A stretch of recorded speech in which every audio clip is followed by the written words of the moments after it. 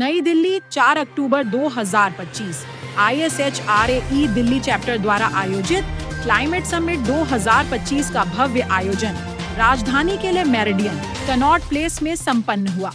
इस वर्ष की थीम रही नेट जीरो भविष्य की ओर, जिसमें जलवायु परिवर्तन से निपटने के लिए टिकाऊ समाधानों और तकनीकी नवाचारों पर चर्चा की गई।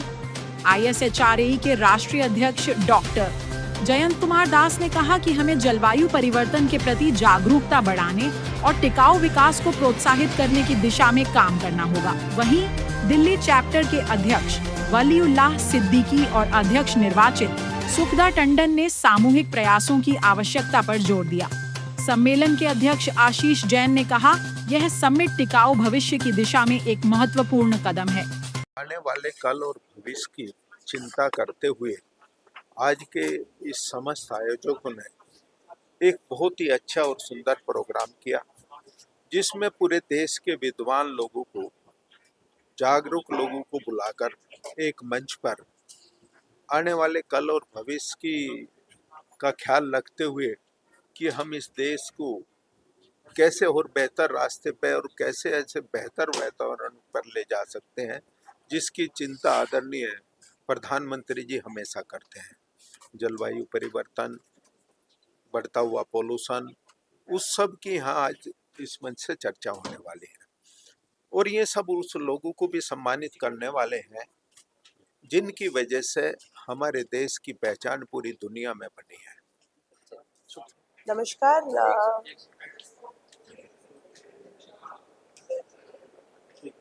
नमस्कार, मेरा नाम सुखदा टंडन सतीजा है। मैं इस वक्त दिल्ली चैप्टर ऑफ ISHRAE की इनकमिंग प्रेसिडेंट हूँ और हम यहाँ पर आज ली मेरिडियन होटल दिल्ली के दिल में खड़े हैं एंड हमारा आज का कार्यक्रम है क्लाइमेट समिट का, जिसमें हम क्लाइमेट के बारे में और उससे रिलेटेड एनर्जी सेविंग, उससे रिलेटेड कार्बनाइजेशन, उससे रिलेटेड वाटर सेविंग, हर एक के ऊपर, हर विषय पर बात करेंगे। ये कितने दिन का प्रोग्राम है? ये एक दिन का ही प्रोग्राम है, सुबह से लेकर रात तक चलेगा। इसमें काफ़ी सारे मान्य लोग आए हुए हैं। आज इसका उद्घाटन हमारे मंत्री जी मलिक जी, जो हमारे एनवायरनमेंट मिनिस्टर हैं, KP मलिक जी के द्वारा किया गया है। Also national institute of solar energy के डायरेक्टर जनरल हमारे साथ मौजूद थे आज के इवेंट में, यहाँ पर मिस्टर रेहान। तो यहाँ पर काफ़ी सारे दिग्गज लोग आए हुए हैं जो सारे के सारे क्लाइमेट के चैंपियंस हैं। कुछ ग्रीन एनर्जी के बारे में बताइए। आज का समय सिर्फ बात करने का नहीं रहा है, अब काम करने का समय आ गया है और with climate at the front. और ये सिर्फ एक देश का विषय नहीं है, ये विश्व का एक समस्या बन गई है।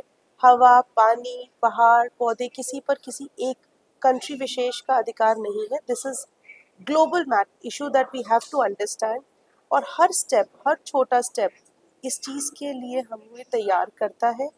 हमें किस तरीके से इंश्योर करना है कि हम इस जो हमें ये मिला है, धरती मिला है, उसको मेंटेन करें। वी इंश्योर कि हम वेस्टेज ना करें, इलेक्ट्रिसिटी, पावर, एनर्जी वेस्टेज ना करें एंड आगे चलकर आने वाली जनरेशन के लिए एक अच्छा छोड़कर जाए। Thank you so much. मेरा नाम आशीष रखेजा है। मैं प्रेसिडेंशियल मेंबर हूँ ISHRAE सोसाइटी का, जिस सोसाइटी ने आज ये क्लाइमेट समिट ऑर्गेनाइज किया है। इस समिट को करने का मेन मुद्दा यही था कि हम एक जागरूकता लाने चाहते हैं सब लोगों में, अपने जितने भी मेंबर्स हैं उनको बताना चाहते हैं कि क्लाइमेट चेंज क्यों हो रहा है और उसके लिए हमारी इंडस्ट्री को क्या करने की ज़रूरत है। जैसा आप सब जानते हैं, एयर कंडीशनर्स जो HVAC इंडस्ट्री जिसको हम रिप्रेजेंट करते हैं, ये सबसे ज़्यादा एनर्जी कंज्यूम करते हैं बिल्डिंग्स के अंदर। नियरली 50% एनर्जी जो है वो एयर कंडीशनर्स को चलाने में जाती है और उनसे सबसे ज़्यादा फिर कार्बन एमिशन भी होते हैं। तो आगे जाके हमें जो इसको संभालने की ज़रूरत है, जो कार्बन एमिशन कम करने की ज़रूरत है, एनर्जी एफिशिएंसी बढ़ाने की ज़रूरत है, उसके ऊपर आज चर्चा हो रही है।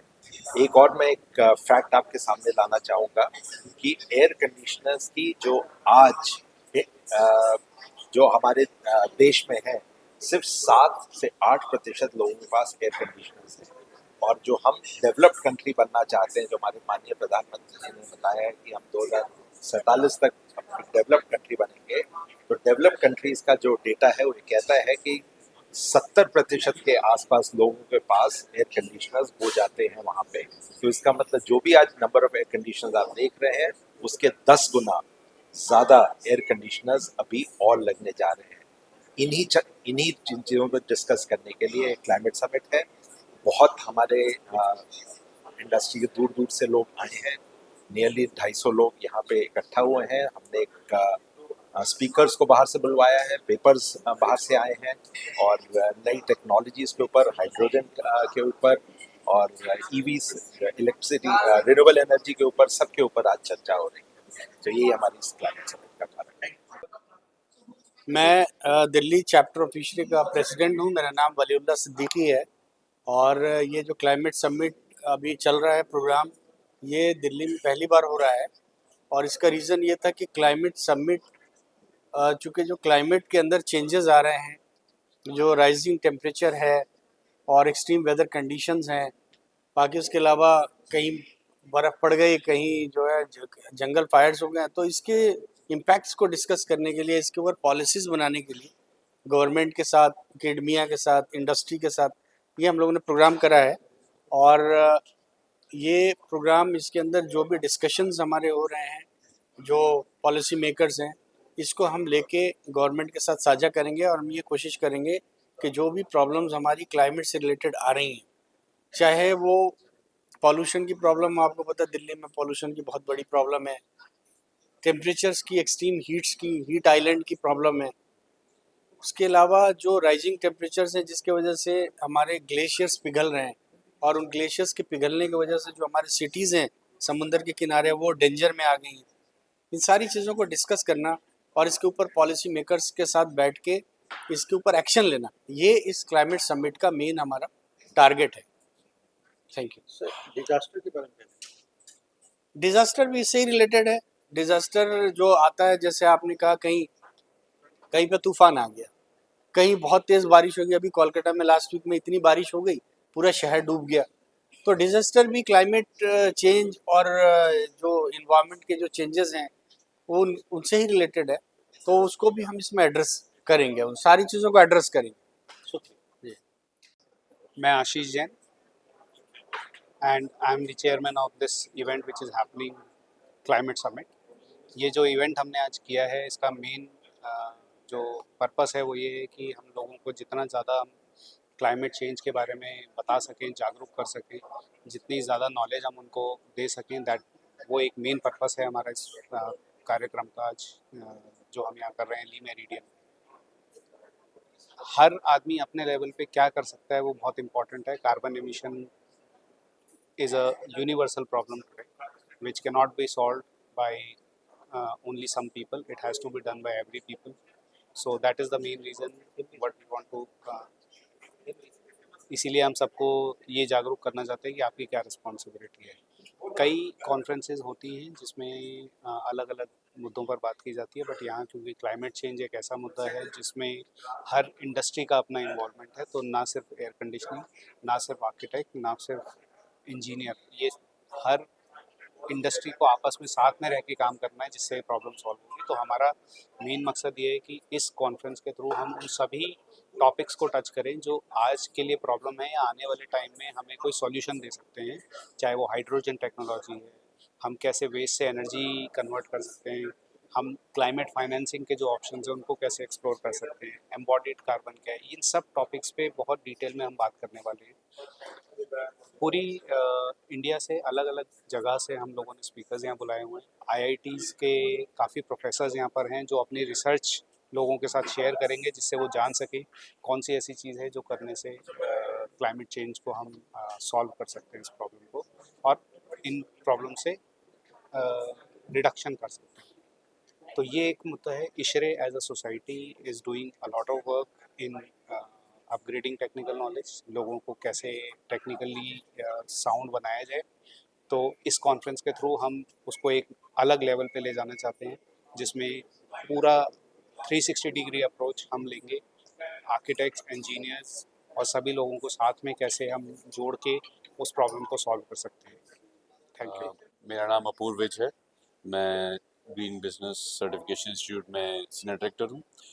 जहाँ क्लाइमेट समिट में आके काफ़ी अच्छा लग रहा है और क्लाइमेट हमारा इस वक्त का काफ़ी इम्पोर्टेंट मुद्दा है। इस साल भी हम जैसे देख रहे हैं काफ़ी बरसात, बाढ़ और धूप, हर चीज़ बदल रही है। तो हम जैसे जैसे कर सकते हैं इस समिट के थ्रू और लोगों को इंस्पायर कर सकते हैं कि बिल्डिंग्स को कैसे बनाया जाए ताकि वो कम से कम कार्बन एमिट कर सकें और जलवायु परिवर्तन जो है वो ज़्यादा से ज़्यादा हम कम कर सकें।